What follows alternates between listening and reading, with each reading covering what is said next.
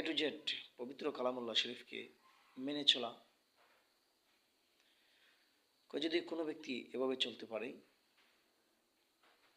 পূর্ণ কোরআনকে সে মানে, রাসূলুল্লাহ সাল্লাল্লাহু আলাইহি ওয়াসাল্লামের আদেশ এবং নিষেধ, যেগুলোকে কবির ভাষায় আল্লাহ রাব্বুল আলামিনের কথায় বলা হয়েছে। কবি বলে, মুস্তফা হারগিজ না গুফতা তানা গুফতা জিব্রাইল হারগিজ না গুফতা তানা গুফতা রব্বে জলিল।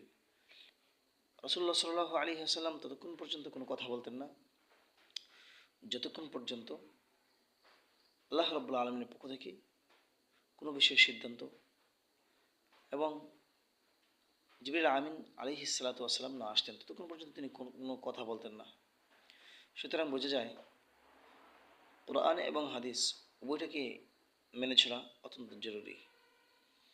কিন্তু সমাজে এমন কিছু ব্যক্তি বের হয়েছে যে জায়গায় আল্লাহ রাব্বুল আলামিন জিকিরকে আত্মার প্রশান্তি হিসেবে বলেছেন, যে আত্মার প্রশান্তি হচ্ছে, দুনিয়া এবং আখিরাতের কামিয়াবি হচ্ছে আল্লাহ তাআলার স্মরণে, আল্লাহ তাআলার বিধিবিধান মানাতে।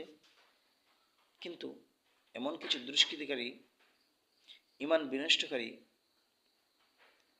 একেবারে মূর্খ অজ্ঞ,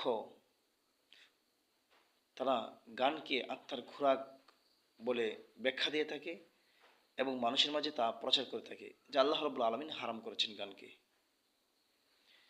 এই জন্য